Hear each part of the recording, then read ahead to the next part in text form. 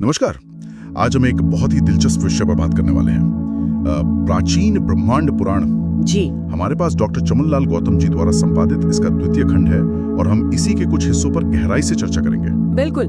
ब्रह्मांड पुराण जैसा कि नाम से ही पता चलता है महापुराणों में गिना जाता है। हाँ, और हमारा इरादा यही है कि इसके पीछे जो ज्ञान है, जो कथाएं हैं, उनका सार समझें। बिल्कुल, पुराणों की यही तो खूबी है। वो वेदों के जो गूढ़ सिद्धांत है ना, उन्हें कहानियों के जरिए मतलब आम लोगों तक पहुंचाते हैं। सही कहा। और ब्रह्मांड पुराण में तो विशेष रूप से सृष्टि, प्रलय के बाद फिर से सृष्टि, देवताओं ऋषियों की वंशावली, मनवंतर यानी अलग अलग युग और राजाओं के चरित्र, ये सब मिलता है, जिन्हें वो पुराणों के 5 लक्षण कहते हैं ना, सर्ग, प्रतिसर्ग, वंश। हाँ, वंश, मनवंतर और वंशानुचरित।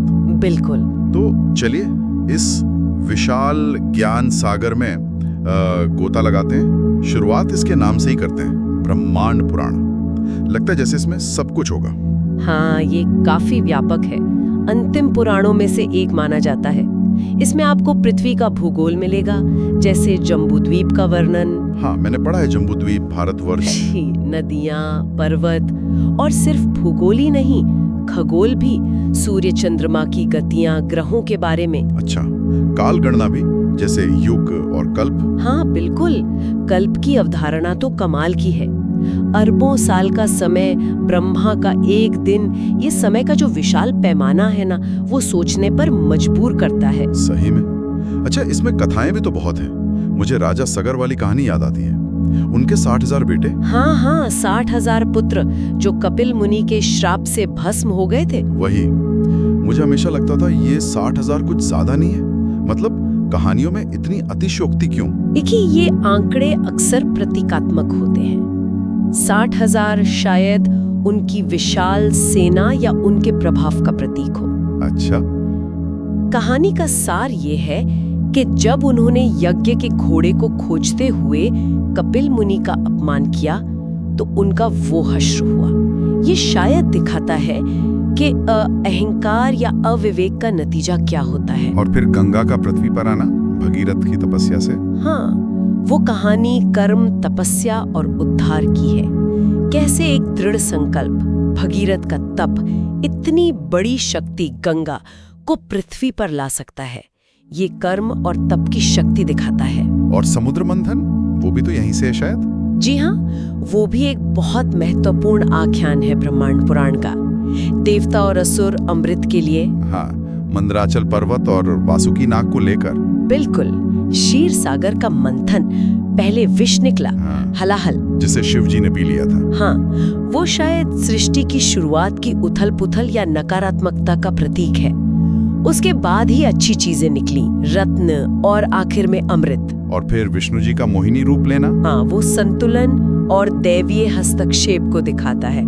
अच्छे बुरे के संघर्ष में कैसे अंततः संतुलन स्थापित होता है। ये भी दिलचस्प है कि पुराणों में समय को एक सीधी रेखा में नहीं, बल्कि एक चक्र की तरह देखा गया है। सृष्टि, प्रलय, फिर सृष्टि। बिल्कुल सही कहा। ब्रह्मांड पुराण में प्रलय का वर्णन है कि कैसे सब कुछ पानी में डूब जाता है, अपने मूल कारण में विलीन हो जाता है। और फिर कल्प के अंत के बाद ब्रह्मा जी फिर से सृष्टि रचते हैं।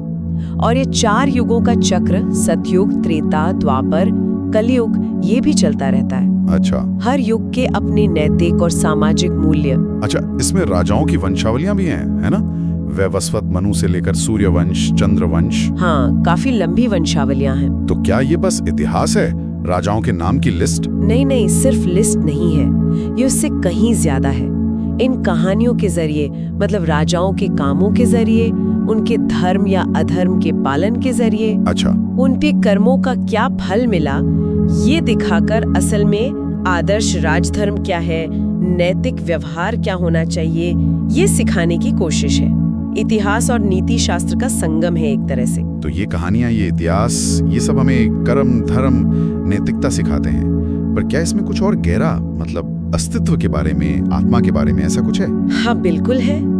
कथाओं के बीच बीच में आपको सांख्य और योग दर्शन के तत्व भी मिलेंगे। जैसे प्रकृति के 3 गुणों की बात है, सत्व, रजस, तमस। कि ये गुण कैसे सृष्टि को और हम सबके स्वभाव को बनाते हैं। हाँ, सत्व मतलब अच्छाई, रजस मतलब क्रिया और तमस मतलब अंधकार या जड़ता, कुछ ऐसा। बिल्कुल।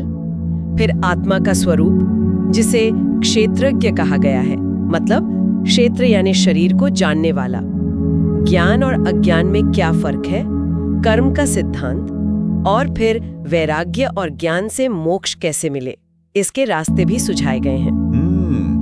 तो ये तो वाकई में मतलब सिर्फ कहानियों का संग्रह नहीं है, ये तो ज्ञान का भंडार है। खगोल, भूगोल, इतिहास, मिथक, धर्म, दर्शन, सब कुछ है इसमें। बिल्कुल सही।